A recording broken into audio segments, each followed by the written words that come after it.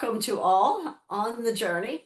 I am Jennifer and have met many of you, worked with many of you, and fundamentally believe that this is truly the most exciting period for any of us to be alive because of the amount of change and because of the opportunities with AI. But I do often hear people say, if AI takes my job, what do I do? And so that's really the question that we're exploring here today is if AI does the work as we've known it, what's the role of people? And I'm very honored, and today is a special journey because we have with us Diana Wu David from ServiceNow, leads futures as a director for ServiceNow, Silicon Valley-based company, and the global #1 futurist in the world, who will share her insights as well as some real cases of what organizations and people are doing. So to kick us off, I just wanted to set the stage that not only is today a special day because Diana Wu David will be joining us, and it's a special day according to the Pope even this morning in his encyclical where he talked about AI, noting that we are, as a civilization, in a rapid period of transition, truly a change of era. But then he goes on to note artificial intelligences do not experience. They are not in a body. They don't have feelings, joy, or pain. They don't have relationships, which to me supports very much the statements that we've made here in the journey that AI has a role, but it's never in the foreseeable future as long as we are intelligent in how we use it and how we develop it as people. It is never going to be the thing we have to fight against. It should be the thing that we as intelligent, rational people with emotions, with experience, and with human context and intelligence that we can leverage. And it's a balance. It's a balance between the technical capabilities that are growing at extreme levels and rates exponentially of what AI can do. And I really emphasize do. AI can do the work. It can code. It can create. It can research. It can analyze. It can track. It can take repetitive tasks and do them in seconds. But there's elements in the human brain of creativity, innovation, feelings, empathy that are different than what the AI can do. And hence, when people intelligently use AI as a tool to solve problems, that's a true win-win.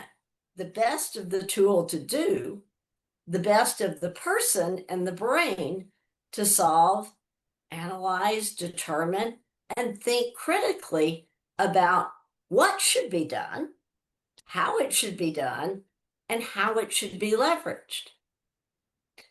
And in all of the work I've done with companies around the globe for the last 4 years on this topic of what do we do with AI, the ones that have succeeded, 100% the ones that have succeeded, have started with people determining what they want to use AI to solve, improve, help, or address. The ones that start with, we want to go digital. All team members must use AI for 25% of their jobs. They fail.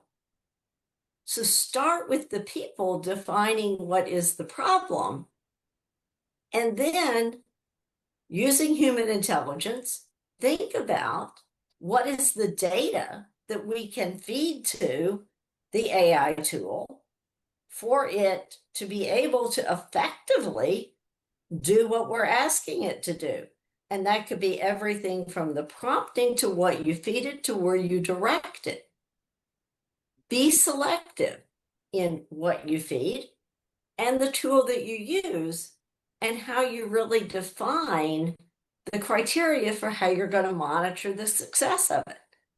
If it's not working, go back to the beginning and change. And it's really surprising to me still the amount of people that look at AI as, oh, I just take whatever I want to get off my table and put it into a open AI, a chat GPT or a Claude or whatever, and it will just simply do the job for me.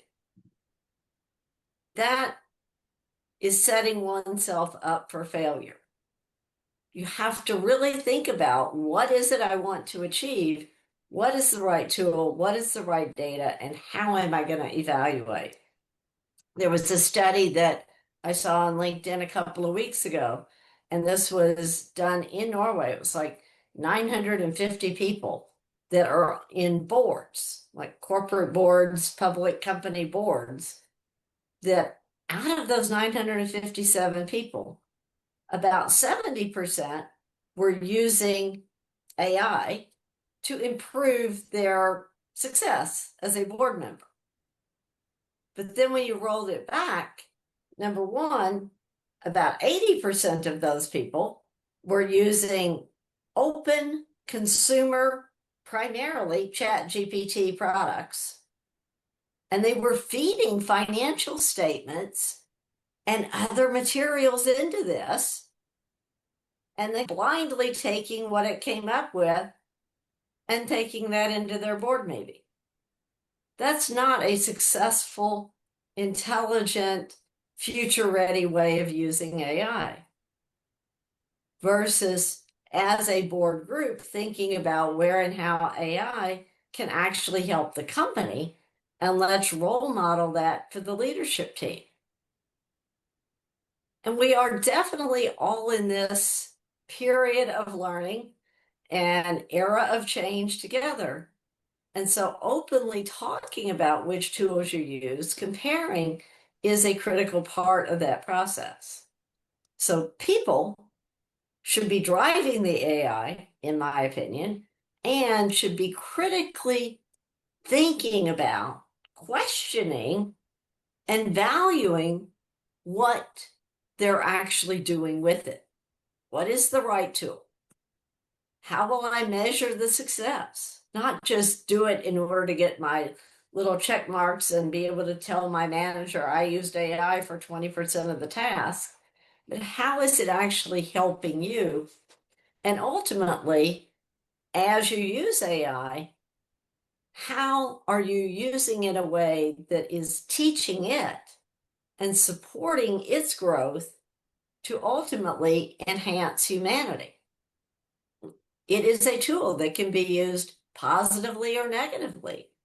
And it is growing and expanding extremely rapidly, which is where I feel very strongly that we all have a moral, shall we say, responsibility to understand what is AI, how can I use it, how can I be effective in using it, and how can it actually benefit, not hurt us as humanity and society.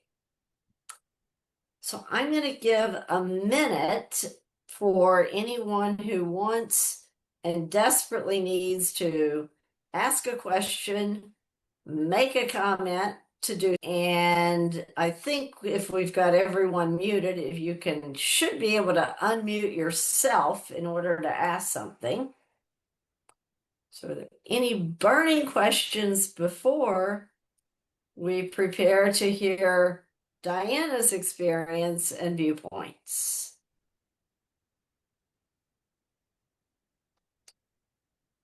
No burning questions? Excellent. We will leave the opportunity to Diana to take over screen sharing and let the burning stay in the temperatures in London, as it sounded like. Thanks, Jennifer. And maybe it's helpful to give a little bit of context for people.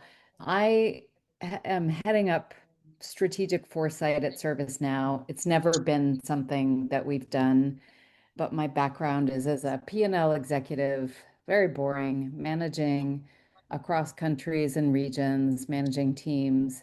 I started out working for Henry Kissinger in the 90s and have a kind of strategic slash geopolitical interest. Have done a lot of work across tech, media, and telecom in Europe and also Asia. Spent 25 years living in Asia.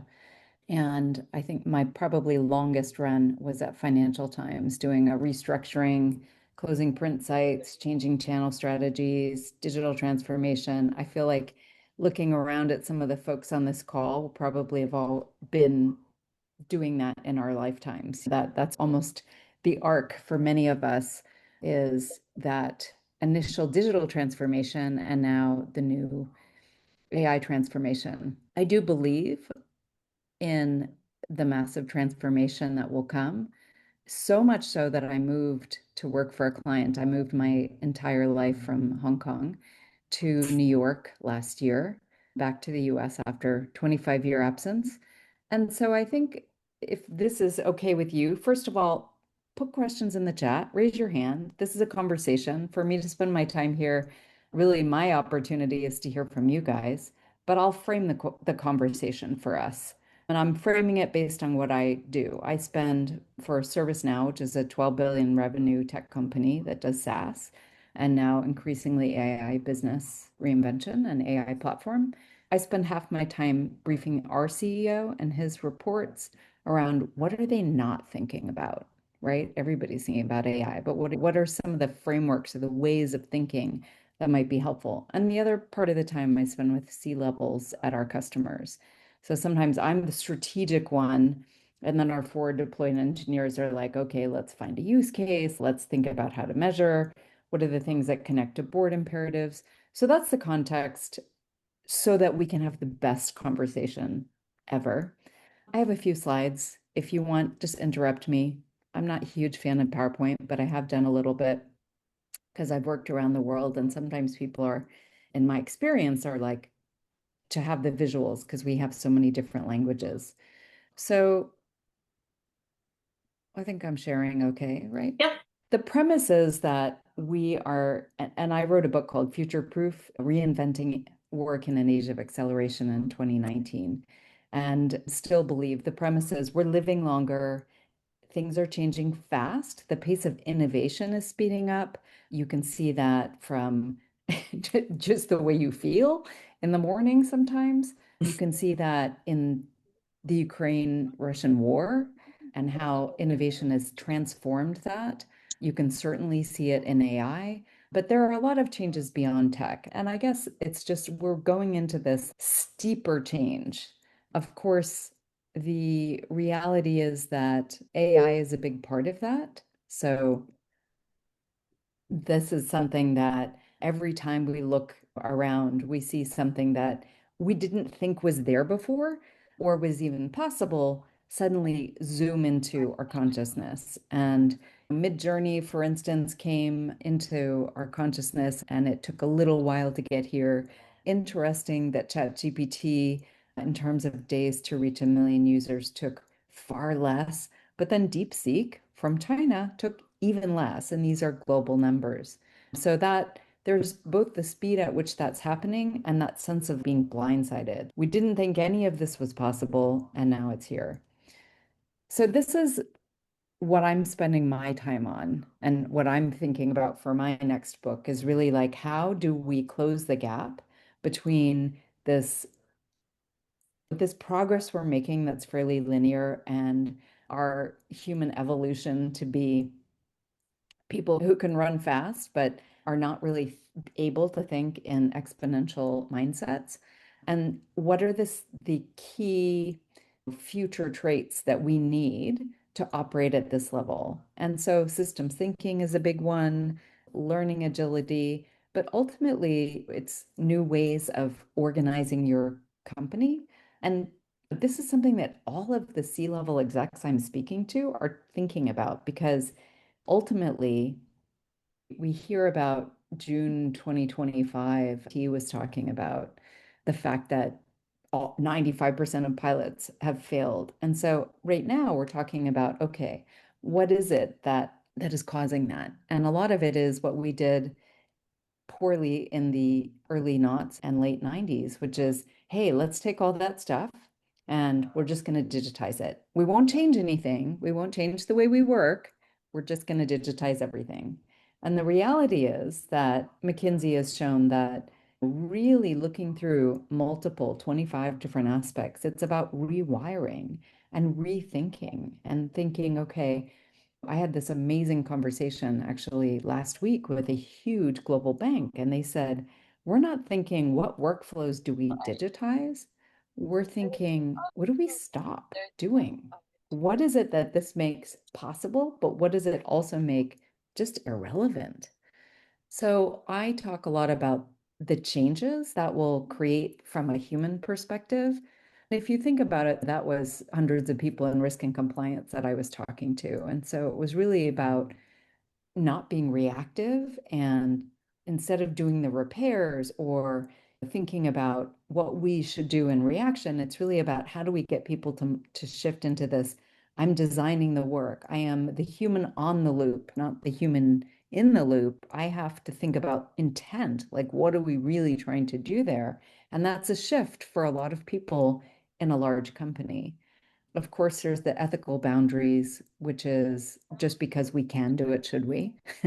And who's accountable? Zapier, Mhm. for instance, has an AI fluency matrix that starts with I'm on the tool and ends with I'm actually accountable for the product that comes from me managing multiple agents. And if you think about relative to the speed, people at the forefront, including ServiceNow, have multiple agents that they're running. So I go to sleep and I have agents that are doing work and I have to trust that I'm not involved in that. I put in the right security measures to ensure that there's escalation triggers in place. But that is just, it's like as a human being, as people who grew up managing other people and being accountable, it's a shift.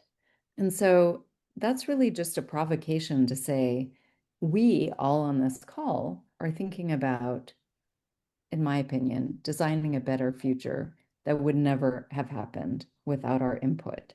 So the idea behind it is, what is it that you're going to do to design a better future that would not have otherwise happened? And I think we have this very unique moment in time where we can do that. We have that leverage. Ooh, lots of questions. I love that. Lots and lots of questions. Something about governance. I can take them and feel free also to just raise your hand on Zoom. Yeah. But in the meantime, I'm happy to talk about questions just as they had come in. Governance Let's and start with the guardrails. Yeah. governance and guardrails and then work through there's some questions around the geopolitics and those Mhm. aspects. Yeah. So governance and guardrails, near and dear to my heart. I've spent a lot of time in board work and actually training the boards of and evaluating LISCO boards. There's two things that I'm finding. One is that there's governance and guardrails from the board perspective, and the other is that there's governance and guardrails from the technology architecture perspective. And so the other thing I'm finding is that those two don't talk to each other very much. From a governance perspective, I see more. I think Jennifer mentioned that the Norway example of boards needing to understand AI. Yeah, I think that boards in particular need to think about what is the broader governance that they need in place so that they can monitor and understand what's going on from a technology perspective, and then also be asking the right questions from a technology architecture perspective. So I used to work with a lot of boards related to that and the digitization of their own board. In fact, last week in Hong Kong, I hosted a board breakfast And one of the interesting things that might be useful to those of you on boards or in management was that Tapestry, which has, I think they own Kate Spade and a bunch of other fashion brands. They have somebody on their board from a blockchain Web3 company, and he actually set up a technology committee, a technology advisory board with people from Netflix, with people from other e-commerce companies, et cetera. And they advise on questions that the board might not be asking and go a little bit deeper. So in terms of the technology architecture, like we just spent billions of dollars on technology architecture, and I could have another 6 hours. I just did a keynote on that at our conference about the idea, like a mindset shift from business value, which is rather than a castle with a moat where we can see what's coming in, what's coming out, we can look at credentials, we can prepare and fortify our company. With a shift towards agents and AI, the issue is actually that it may not be an attack. It might be agentic behavioral drift. There were a couple of questions, I think, from Gary. Jennifer, yeah. before that, on the governance and the guardrails, the follow-on to that was the issue between localized, nationalized, and global governance and guardrails. Yeah. Personally, my opinion is that AI is falling short because not enough attention was paid to that.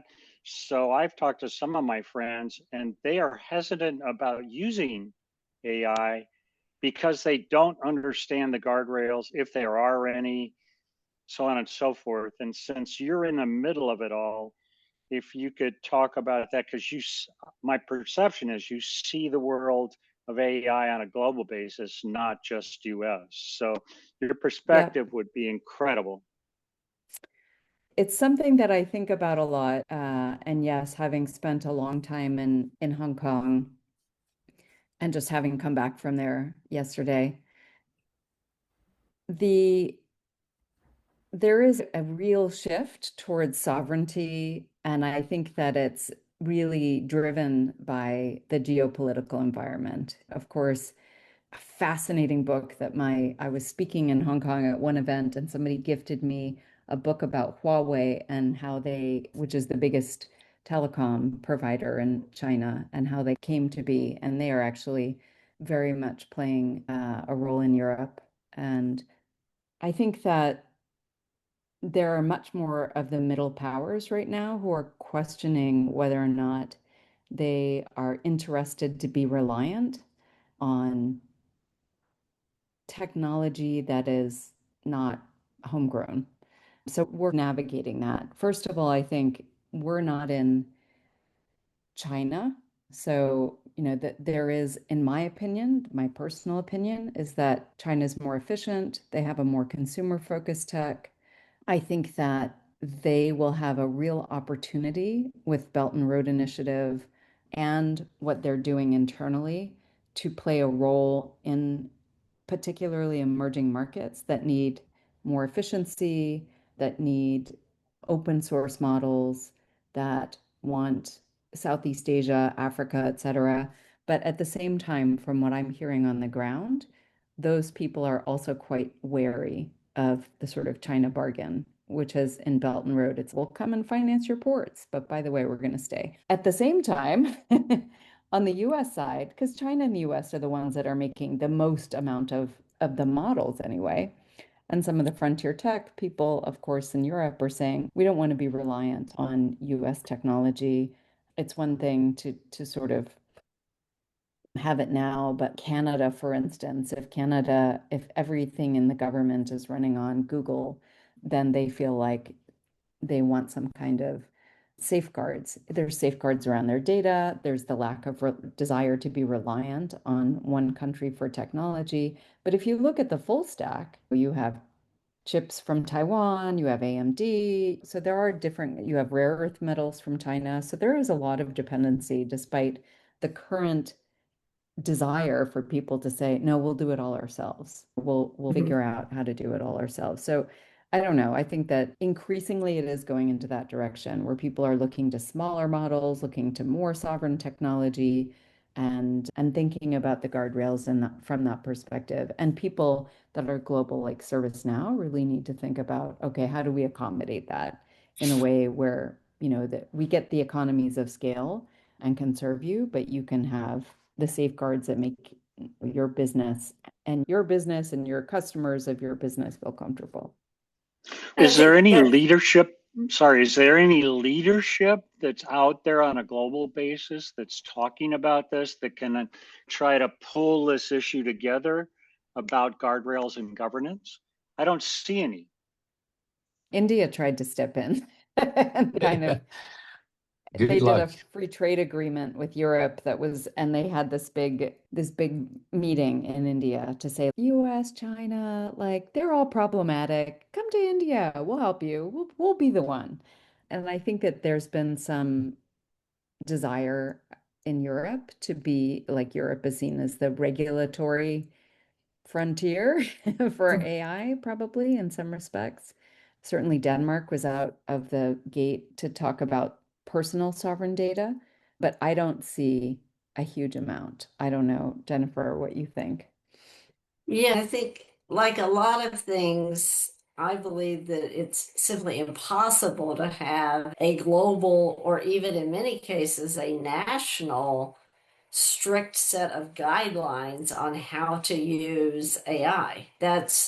It's too broad because it really depends upon what you're trying to achieve and how you're set up and structured and where you want to go. And that's where I come back to it's a lot of the human intelligence. There should be some guardrails, absolutely, just like in any company. There must be a AI governance policy.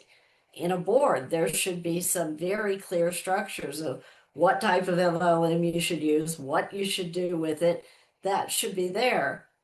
But I believe that is dependent upon heavily the situation. For example, and it was referenced here, the Governor Newsom in California, the statement, the first of a nation statement as to how organizations and business leaders and people should approach and look at AI.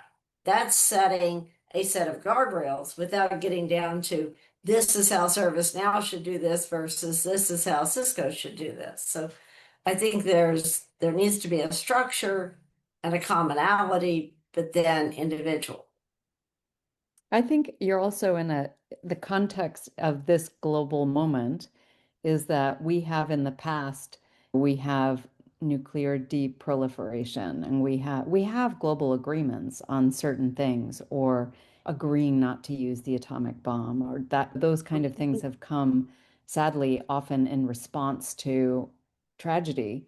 And I do think that most of the futurists that I talk to are expecting something not great to happen as a catalyst for that kind of global conversation. But right now, we're in a world where there's not a huge interest or momentum towards global collaboration. So I think that hinders the opportunity to have some of those AI regulations. And the other thing is, there are all these laws and standards and frameworks, but I think that from the perspective of people I see and customers I see, it's easier with technology to accommodate some of that.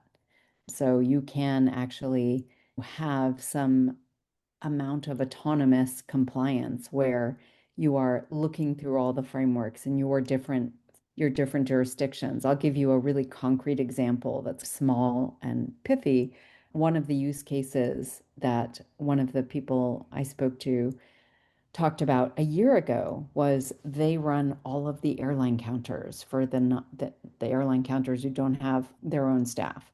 And they said they can have AI, and this is again a year ago, so old AI, that can be running the background of somebody's nationality, their visa, where they're going, where they might stop through, and provide all that information to the person who's checking you in. So pretty straightforward, simple use case. Extrapolate that to how we're thinking about compliance, and that's really powerful. And companies are definitely thinking about that. And I love the fact that you stated there, Diana, the accountability, which I do come back to. I believe we each have accountability for how we use the tool and how we understand and evaluate the results of the tool. The situation of the man that killed himself because he was told by Gemini to do. Yes, there is accountability to Google for having built a tool that there were no safeguards and no red lights and emergencies going off, but there's accountability to the person and how you're using the tool. Yeah. Carmen, you have a point, or you have your hand up, and then we have lots of things in the chat.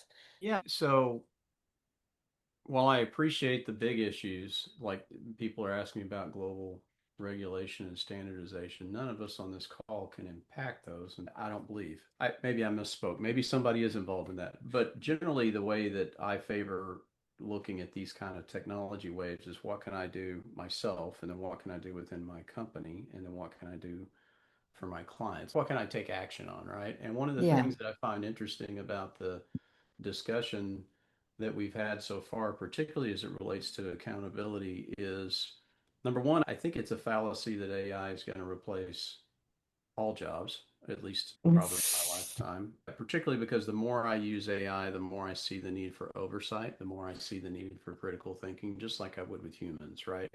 It's not perfect at all. I heard one of my clients say the other day, AI is wrong 15% of the time, whatever that stat is. And I was like, and the trick is which 15%, right?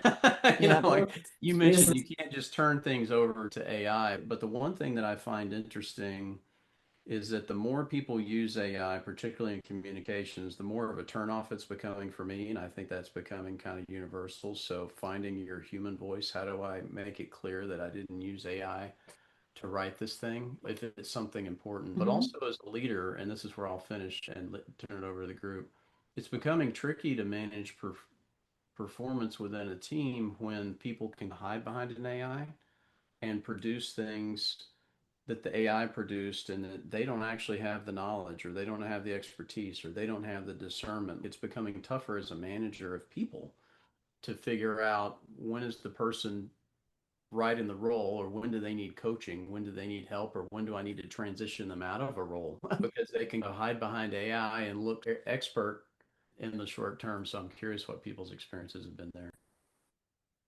I think defining that is quite key. And I just wrote something about that, really understanding what is rewarded and what is spotlighted. Who are the heroes of your company? Are they the ones that are getting things done really fast? Because that's something that is, I've noticed is particularly in the tech world, it's okay, we have to do this quarterly earnings. Let me get the most fastest thing out there as possible. And it doesn't reward building long-term thoughts and long-term perspectives if you are thinking that way. So in a way, I'm the lone voice of 30,000 people at ServiceNow saying, let's think long-term. Let's play the long game. Yeah. But I think that you think about it when you're thinking about how you speak to people. And I used to teach leadership and interpersonal dynamics to MBAs. And I think we're forgetting how to speak to people. I think we're forgetting to have really intimate conversations about motivation and career paths. And so people are just defaulting to, okay, you said you wanted me to do a monthly report, and I can do a really good one, and I'll use AI. And they're not showing. I think that's changing. I think it's changing cynically because it costs a lot in compute for people to use that much AI. So we were talking about just before the call, Microsoft has banned Claude Code from their engineers because it's too expensive. And increasingly, people are realizing that they're throwing AI on everything. And all of the metrics are, we have 85% of our people licensed to use the tool, but there's not a focus on the organizational metabolism that says, actually, this is the output that we're getting, and this is the way that we're going to think about that. So I agree with you. And I think that companies now are coming to realize that just more AI thrown at individuals and teams is not the way to go. And a lot of companies have realized that, and they really are redesigning their work, thinking what's possible, what doesn't change, how do we incentivize people? And that's what I'm really chuffed to see it coming very quickly again from where things were in Silicon Valley 3 months ago. It was all about use AI, do it quick, use more AI, don't take time to think, just do it with tools. We're already seeing in some of my clients that almost boomerang shift because people were just blindly using tools, chunking out garbage quickly. And now organizations and leaders are starting to say, hang on a second, let's think about this. And we're already seeing some areas in which jobs were cut because it was outsourced, let's say, to AI. And now they're realizing, hang on a second, we need to hire some of the people back to be able to evaluate what the AI is doing to actually more effectively deliver the result. And that's literally been in the last 3 to 4 months. And for those that have been around, remember the days of the offshoring? Everything was going to be offshored, manufacturing, accounting, customer service. That took about 2 years to boomerang before people said, hang on a second, this is not working. So I believe in the next 6 months, we're going to see much more of that coming back to say, let's use AI strategically, more slowly, with more thought into it than just simply use it and do it. And I know we typically in the journeys do avoid geopolitical kinds of discussions, but there are some things in the chat. And I think, Diana, you set up your career started with Henry Kissinger, et cetera. You've lived in a lot of different places. I know you've scanned through the chat. Any point of view that you would like to share on the overall play of geopolitics with these questions? Then we'll jump into some others. I think that I hope that in my lifetime we'll shift back to something that's a little bit more multipolar, and I do think that is possible. Sometimes I wake up and think, what if everybody could actually share some of what they're doing in AI in a way that could be extraordinary for the kind of breakthroughs that we all want from it related to healthcare and climate change and the big problems, because I'm a big proponent of creating shared value and the idea that the world's biggest problems are our biggest business opportunities as well. We're going apace. We are talking about doing sovereign cloud things across the world, and as are other people. People are adapting to frankly just a more fragmented world. We philosophically think that David Ricardo's guns and butter trading is the be all end all, but AI is changing too. We also, in particular in the US, thought like bigger's better and it'll all be the more data you have, the better, et cetera. The more data centers, the more compute. But China is showing that there is an efficiency aspect.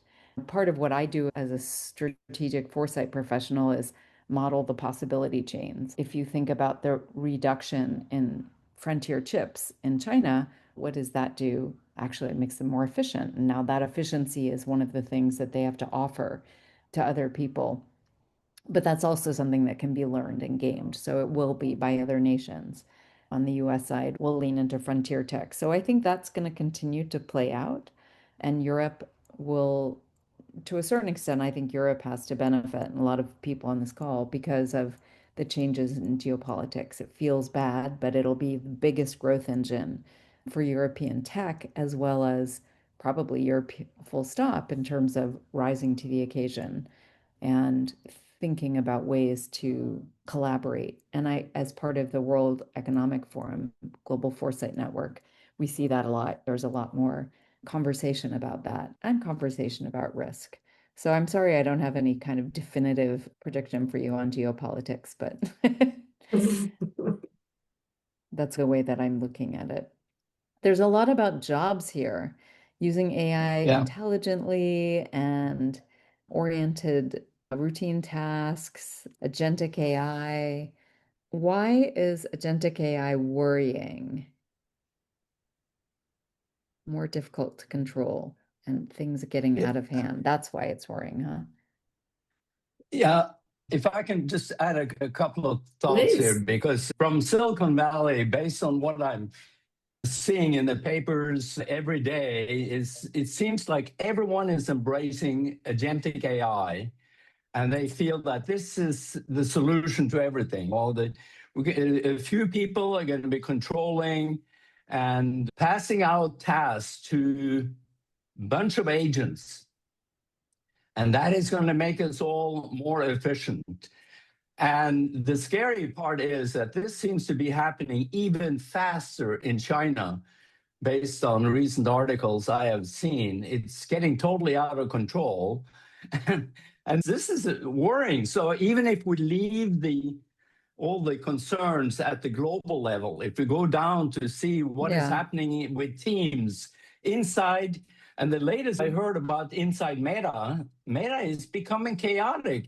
The employees are very worried about what is happening. They're being reorganized, and no one knows what is happening. So it's very, very concerning, I think, some of the things that seem to be happening. I think that, yes, there's particularly with OpenClaw and that whole thing, there's a sense in China, they were like, it was like, get a free cookie when you open your OpenClaw account. And I was asking people about that last week, and they said, yeah, people were rocking up there and grandparents with their grandkids saying, we want this. We want the AI, much like American CEOs have been doing. and they got it, and they were like, okay, what is it? It's not like, so I don't think there was like this big intent. We're all doing that as well. On an enterprise level, less, but on an individual level, I dream of agents that run, all my marketing and all my this and that. But so far, not so good. I can't get people to do that, and I haven't gotten agents to do that either. But on an enterprise level, yes, absolutely. And it makes a lot of sense. There is an agent, for instance, an L1 tech support agent at my company, that if you need a password change, if you need a new computer, all those things are all handled by an agent. We have a company we bought called MoveWorks so that we have a chat interface. So if I want to say, my son's moving here, I need to understand the insurance, what kind of mobility do you use, and how many days off, I can just put that into a chat, and it pulls from multiple different places, and we have a conversation, and that is basically agentic. And so that, I think, is great, frankly. I spend a lot less time in my company going, who do I talk to find out X? Who do I talk to? There are people to escalate to, but it has saved multiple millions of dollars. And I think that will continue, and that people are trying to get that so that generally, and we just came out with a huge customer experience research, people want to solve things quickly and efficiently. And then if it's not, they won't talk to a human. And that has basically been the trend. But that initial part with agents has been really successful for us. And I see people in the people we consult in our customer base starting to roll that out, but it's at a low level, low stakes, often repetitive, and it hasn't gone into this agentic nightmare that you described. Yeah. For some people it has, but in my understanding, that has largely been people experimenting individually with how they can execute that. And sometimes it does behavioral drift, it does things wrong, but a lot of times it just doesn't work. It doesn't work like you expected. It's not good enough. So people have to roll it back because of the way they've executed it. And that is where we are now. We are truly saying, okay, our hypothesis is that the agent will do this, and that will be efficient and reduce things, and we can put them into other higher value creation opportunities. And sometimes it works, and frankly, sometimes it doesn't. Mhm. Sorry. And I'll make one comment and then I'll do a just quick time check because we're 5 minutes before the top of the hour. So my comment on that and your example, I think, is a great one, Diana, of the first level of a support or research. It's a perfect way of using the tool. And in a number of my clients, we're seeing that they've done that, which frees up the, let's say, 5 customer service or HR people. It frees them up from the 90% of basic questions so that those 5 people can go deep on really understanding your issue and solving the more complex ones. And that's a very good balance. So just noting that in the invite, it was to go until the top of the hour, whether that hour is 5 p.m. CET, 4 p.m. UK, 11 a.m. in East Coast. So we will stop the recording in about 4 or 5 minutes, and we will make the recording available. We'll make a summary available. And to the best of her ability, Diana will stay on for continued discussion for as a reasonable amount of time longer. And so I don't want to cut anyone off, but just wanted to set that up. I did put, and I will put again in the chat, the link to the survey. We do appreciate very much any and all feedback. We are co-creating the future and co-creating our program here. Our next journey is on the 1st of September, and you'll find more coming out about that. So with that, Philip, and then I think Indira had her hand up at one point. So Philip, the floor is yours. Can you hear me? Yes. Yes. Great. Okay. Just something to, if you like, reassure us mere humans. Here in Malta, we have a huge center of iGaming and esports, and they don't use AI. And there are 2 reasons why they don't. One is that it's too slow. And I was absolutely shocked. But if you are doing in-game betting, like a baseball pitch, whether it's going to be a strike or not, if your latency is more than 3 milliseconds, you're at risk of being arbitraged. And AI is far too slow to handle. And the second thing is that, so far as these guys are concerned, AI is far too inaccurate. It makes too many mistakes. And again, if you are running these sorts of sports books, and it's no longer a human on the other end, there's a machine who is trying to work out, and you're trying to work out if you're dealing with a machine or a human. Again, AI is not fast enough and not accurate enough. So that's the experience of the whole world of gaming and esports, which is quite astonishing. Something to think about for the rest of us as we're relying on AI.